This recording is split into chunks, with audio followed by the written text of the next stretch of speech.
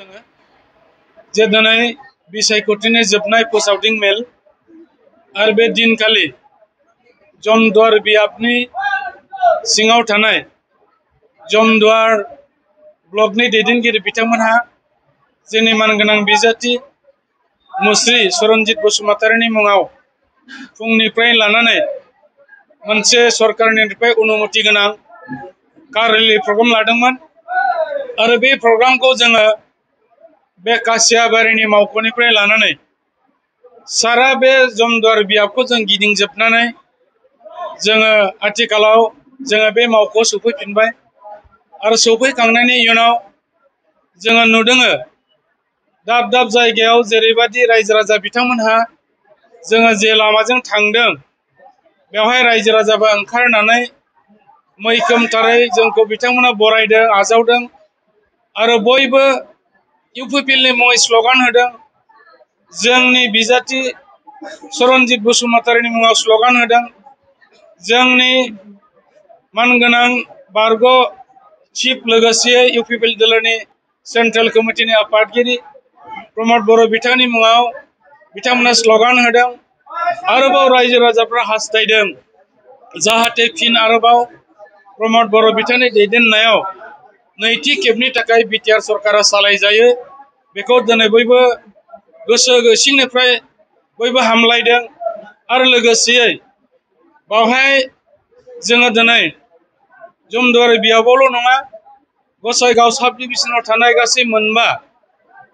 गुमा श्रीरामपुर जमदुवार सराइबिल आरो कुसुगाव समस्तियाव जेरैबायदि रायजो राजा बिथांमोनहा जोंखौ सापर्ट खालामनो थाखाय बिथांमोना ओंखारबोदों आरो लैहोर लैहोर जेरैबायदि जगदान होदों गुबुन दोलोनि जायफोर सापर्टारफोर वार्कारफोर बिथांमोनाबो जोंजों जइन जानानै जेरैबायदि खामानि मावफादों बेखौ जुदि नोजोर होयोब्ला दिनैनि तारिखआवनो जोङो जमदुवार बियाबखौ लाफानानै गसाइगाव साब डिभिजनाव थानाय मोनबा बियाबाव देरहाबाय होननानै जों फोसावनो हायो आरो लोगोसेयैनो आथिखालाव बिटिसिनि मोन 40 समस्तियाव 40 जन केन्डिडेट होनानै जोङो आलादायै जोङो बाव बादायदों बिसायख'थियाव आरो जों मिजिंथिदों रायजो राजाफोरनि सिबिनाय अननाय आरो जोंनि सायाव फोथायनानै बिथांमोना जेरैबायदि जोंखौ समर्थन होदों जों एबार हारसिङैनो मेजिक नाम्बार एबा संख्या गरिष्ठता लानानै इउपिपिएल दोलोआ मानगोनां प्रमद बर' बिथांनि दैदेननायावनो बिथांनि सिफ आरोबाव जाबावनायावनो जोङो आरोबाव हारसिङैनो एबार सरकार खुंनो थाखाय जोङो साखाफारा जाबाय आरो बेयाव 22 तारिखआव जिहेतुके मानगोनां रायजो राजाफोर बिथांमोनहा गाव गावनि मुल्यबान भटखौ गावसिनि भट सेन्टाराव थांनानै भट हैगोन बे समाव ट्रेक्टर सुबियाव जाहाथे भट होनानै जोंखौ देरहासार खालायो बिनि थाखाय रायजो राजानिसिम आं खावलायदों आरो नोंथांमोना निश्चय मिथिगौ एबार इउपिपिएल दोलोआ सिगाङाव जों जे बाथ्राखौ बुंदोंमोन जे जोङो बे ओनसोलाव गोजोननायखौ लाबोगोन जों गोजोननायखौ लाबोनो हाबाय बे ओनसोलाव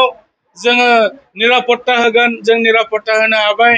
बे ओनसोलाव बिदा फंबायनि अनलायनायखौ जों लाबोफिनगोन गुबुन गुबुन जाति गोष्ठीजों जों मिलायनानै थागोन खौसेथिखौ जों लाबोफिननो हाबाय लोगोसेयै जोङो जौगानायनि खामानिखौबो जों मावनो हाबाय रायजो राजा बिथांमोना नुबाय 17 बोसोराव जेखौ मावनो हायाखैमोन नैबे 5 बोसोरनि गेजेरावनो जों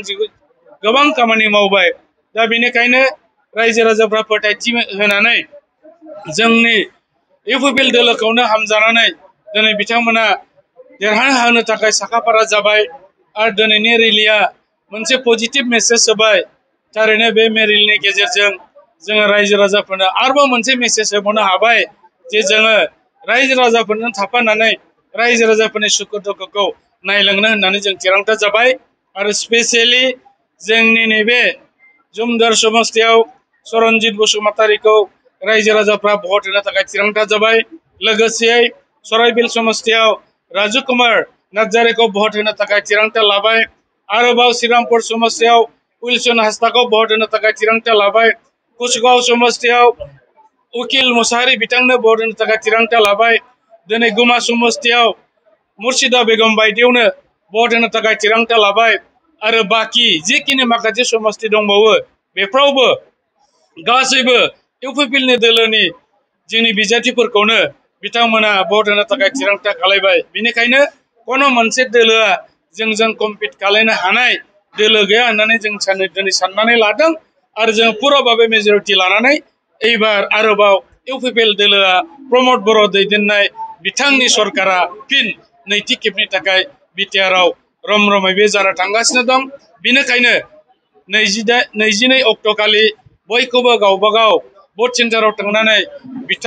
जोंनि रायजो राजा बिथांमोनखौ कोनो गिनाङा जासे गोसो खुसियै भट हैनो थाखाय आं साफ्रोमनिबो खावलायबाय आरो बयखौबो एबसेन्ट खालाया जासे जाहाथे बयबो भट होयो बेखौनो खावलायनानै आंनि खावलायनाय बे सुंद' जे प्रेस बिबुंथि बेखौ आं बाव फोजोबनाय जाबाय साफ्रोमबो बिटिआर रायजो राजानिसिम गोजोननायखौ आं जासिबावबाय गोजोनथोंसै।